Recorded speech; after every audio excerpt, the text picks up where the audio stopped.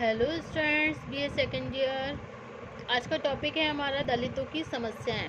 Okay, BA second year sociology first paper. Today our topic is दलितों की समस्याएं, problems of Dalit. Okay, देखिए problems of Dalit. कल हमने बताया था दलितों का अर्थ कि दलित क्या होते हैं। आपको बताया था ना कल दलित क्या होते हैं। आई एम रिपीटेड अगेन कि दलित कौन होते हैं। मैं एक बार फिर से क्लियर कर देती हूँ। देखिए, दलित शब्द से हमारा अभिप्राय उन लोगों से होता है जो उच्च जातियों द्वारा सामाजिक, आर्थिक और धार्मिक रूप से शोषित होने के कारण, तरह तरह के अभावों के कारण गरीबी के निम्न स्तर पर हैं। ओके, गरीबी के निम्न स्तर पर है।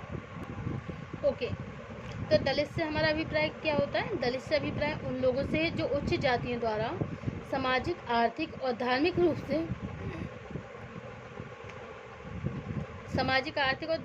से शोषित होने के कारण, तरह तरह के अभावों के कारण गरीबी के निम्न स्तर पर है। ओके, तथा सामाजिक अपमान के साथ ही उन्हें विभिन्न प्रकार के उत्पीड़न का शिकार होना पड़ता है। वास्तव में दलित शब्द परंपरागत अछूत शब्द के ही समांतर है। कुछ व्यक्ति यह मानते हैं कि जिन जातियों को हम अनुसूचित जातियां कहते हैं उनमें उन सभी जातियों को सम्मिलित नहीं किया जा सकता है जो भारत की जाति संरचना में पदलित और परित्यक्त हैं। इस दृष्टिकोण से दलित शब्द अनुसूचित जातियों की तुलना में अधिक व्यापक है। ओके, तो डॉक्टर अंबेडकर ने भी क्या बताया कि दलित वर्ग शब्द का प्रयोग करते हुए क्या कहा था कि जो जातियां गरीब, शोषित तथा सामाजिक और धार्मिक अधिकारों से वंचित हैं। जो जातियां गरीब, शोषित तथा सामाजिक और धार्मिक अधिकारों से वंचित है उनको हम क्या कहते हैं, दलित कहते हैं। ओके, अब हम आज बता रहे हैं कि दलितों की समस्याएं, प्रॉब्लम्स ऑफ दलित। देखिए, आज कानून के द्वारा अस्पृश्यता का अंत नहीं हो चुका है। ओके, आज कानून के द्वारा अस्पृश्यता का अंत नहीं हो चुका है।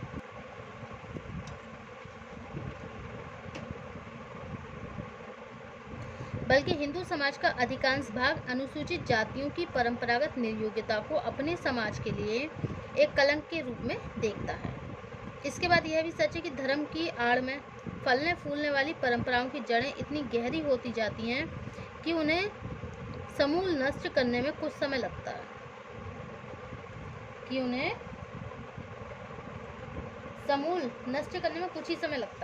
और यही कारण है कि प्रत्यक्ष रूप से दलित अनुसूचित जातियों की समस्याएं आज भी काफी गंभीर बनी हुई है। ओके, इन समस्याओं को दो भागों में बांटा गया है। These problems are divided in two parts. Okay, first, परंपरागत समस्याएं। पहली क्या हो गई, परंपरागत समस्याएं मतलब ट्रेडिशनल प्रॉब्लम। ओके, और सेकंड क्या होगी, वर्तमान समस्याएं, प्रेजेंट प्रॉब्लम। ओके, परंपरागत समस्याओं को इस कारण समझना आवश्यक है जिससे उन्हीं के संदर्भ में वर्तमान समस्याओं का समुचित मूल्यांकन किया जा सके। ओके, तो दलितों की परंपरागत समस्याएं, ट्रेडिशनल प्रॉब्लम्स ऑफ दलित। अब जो परंपरागत प्रॉब्लम्स है किनकी, जो परंपरागत समस्याएं किनकी, दलित की। ओके, अकॉर्डिंग टू पणिक्कर, एक पणिक्कर समाजशास्त्री है, उन्होंने क्या कहा,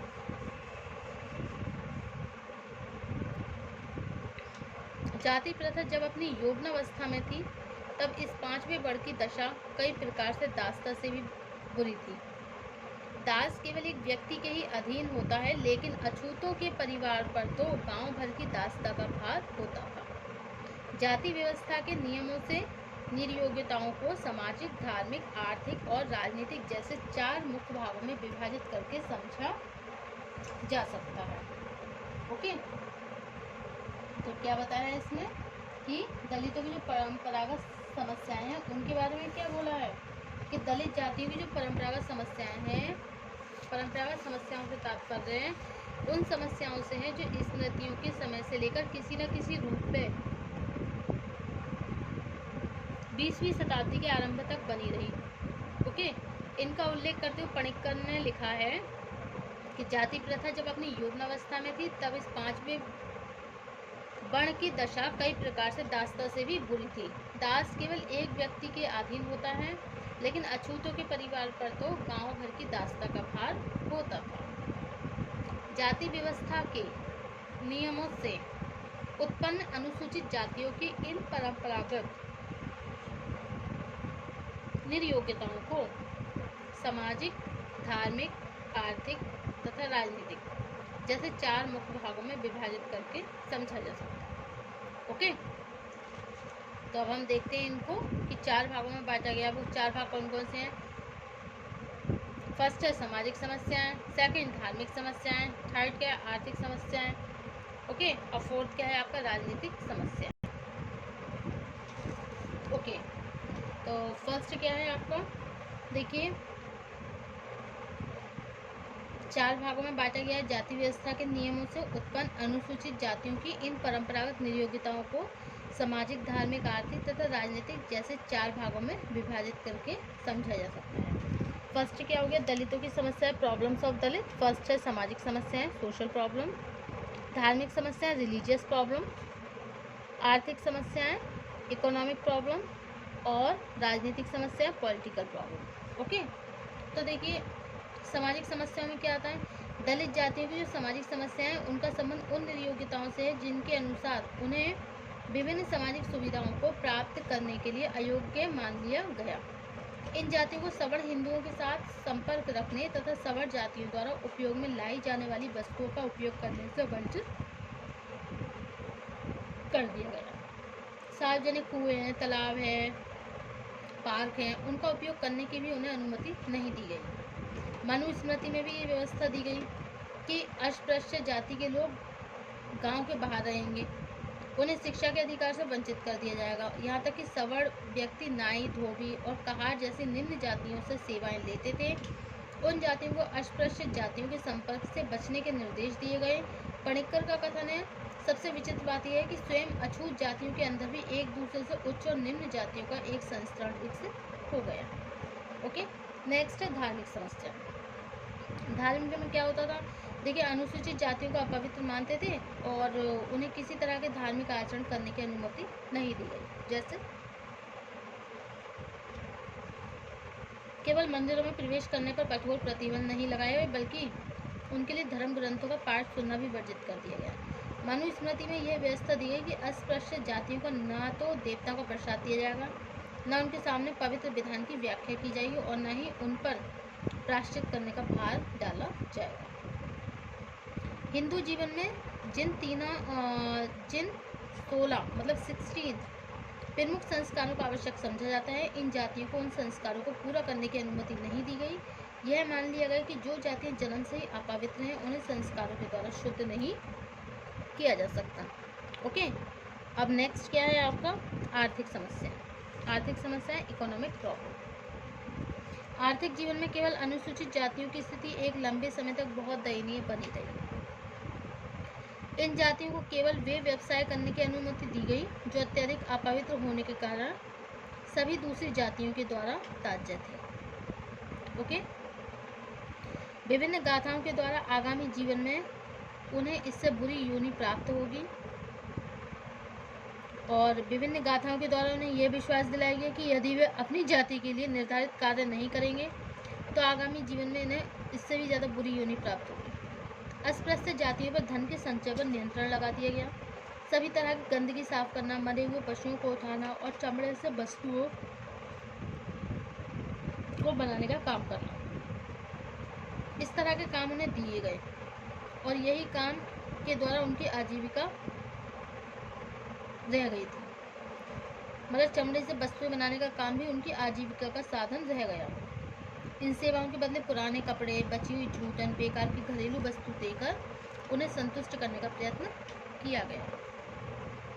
मानवता के संपूर्ण इतिहास में अनुसूचित जातियों का जितना अधिक आर्थिक शोषण हुआ वैसे संसार के किसी दूसरे समाज में देखने को नहीं मिलता। इसके बाद भी शोषण को धर्म के नाम पर संरक्षण देकर हम अपनी संस्कृति पर गर्व का अनुभव करते रहे। ओके,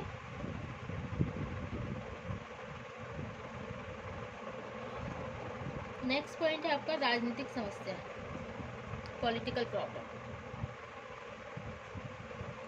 देखिए राजनीतिक क्षेत्र में, ये जो राजनीतिक क्षेत्र है, राजनीतिक क्षेत्र में भी अनुसूचित जातियों की समस्याओं का रूप बहुत गंभीर रहा। इन जातियों को शासन के काम में किसी तरह का हस्तक्षेप करने, कोई सुझाव देने, सार्वजनिक सेवाओं के लिए नौकरी पाने तथा न्याय पाने का कोई अधिकार नहीं रह गया। सामान्य से अपराध के लिए, अगर कोई सामान्य से अपराध हो जाता है इनसे, तो उस अपराध के लिए ना कठोर दंड दिया जाता था। और वे कभी अपने अधिकारों की मांग करने का साहस नहीं जुटा सके। इसके फलस्वरूप उच्च जाति का कोई भी व्यक्ति अस्पृश्य जाति के किसी भी व्यक्ति को इच्छा अनुसार अपमानित और प्रताड़ित कर सकता था। ओके, तो क्या है इसमें कि इसके फलस्वरूप जो उच्च जाति का कोई भी व्यक्ति है,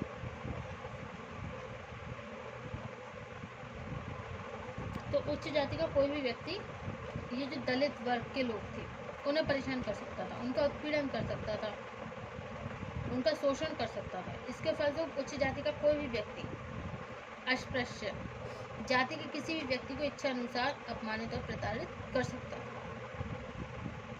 भारत में दलित जातियों की समस्याओं को सबसे पहले यहाँ के राष्ट्रीय स्वतंत्रता आंदोलन के दौरान अनुभव किया गया। यह पहला अवसर था जब डॉक्टर अम्बेडकर के प्रयत्नों से ये महसूस किया जाना कि अनुसूचित जातियों की स्थिति में सुधार किए बिना उन्हें राष्ट्रीय मुख्य धारा से नहीं जोड़ा जा सकता। ओके, इसके फलस्वरूप महात्मा गांधी ने अस्पृश्य जातियों को हरिजन अर्थात ईश्वर की संतान कहकर उनके सामाजिक आर्थिक शोष को दूर करने पर विशेष बल दिया। ओके, स्वतंत्रता के बाद जब अस्पृश्य जातियों को अनुसूचित जातियों के रूप में मान्यता देकर उन्हें संवैधानिक रूप से विकास की विभिन्न सुविधाएं दी गई, तब ये समझा गया कि बहुत जल्दी ही अनुसूचित जातियों की समस्याएं समाप्त हो जाएंगी। यह सच है कि पहले की तुलना में अनुसूचित जातियों की स्थिति में व्यापक सुधार हुए, लेकिन आज भी उनकी अधिकांश समस्याएं किसी न किसी रूप में बनी हुई है। Okay, so this is the all traditional problems of Dalit. और नेक्स्ट आपकी आएंगी फिर दलित जातियों की वर्तमान समस्याएं, contemporary problems of Dalit. Next क्या आता है, contemporary problems of Dalit. First क्या है, सामाजिक विभेद की समस्या। सेकंड, उच्च जाति द्वारा शोषण। थर्ड, हरिजन महाजनों द्वारा शोषण। फोर्थ है आंतरिक असमानता की समस्या। फिफ्थ है शिक्षा। सिक्स, राजनीतिक शोषण समस्या। और सेवन है मद्यपान एवं नशीले पदार्थों की समस्या। ओके, सामाजिक विभेद की समस्या। व्यावहारिक रूप से आज भी उच्च जातियों के लोग अनुसूचित जातियों से सामाजिक संपर्क और खान पान के क्षेत्र में संबंध रखने में संकोच महसूस करती है। अच्छा, उच्च जातियों द्वारा शोषण, उच्च जातियों द्वारा इनका शोषण किया जाता है। बड़े भूस्वामी प्रभु जाति के लोग आज भी अनुसूचित जातियों को किसी न किसी रूप में सामाजिक और आर्थिक शोषण कर रहे हैं। हरिजन और महाजन द्वारा भी इनका शोषण होता है। जो हरिजन और महाजन होते हैं, ब्याज की वसूली करके हरिजनों का आर्थिक शोषण करने लगे हैं। ठीक है, हरिजन महाजनों द्वारा शोषण हो रहा है इनका।